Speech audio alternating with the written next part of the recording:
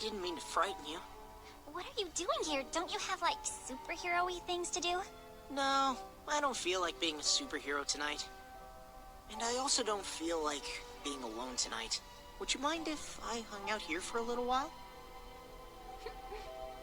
Marinette, right? We've bumped into each other before. Yeah, a bunch of times. I mean, yes, we have. One time a supervillain fell in love with me. Talk about bad luck. Seriously, I seem to be having some bad luck in the love department myself. Really? What kind? Well, tonight I had this special surprise all planned for Ladybug. You're in love with Ladybug? For real?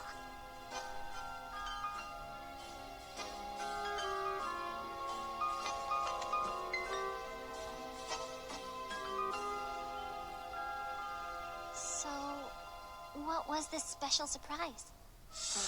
It doesn't really matter, because she never showed. Sounds like you and I both need a bit of cheering up tonight. You've gotten your heart broken too? Yep.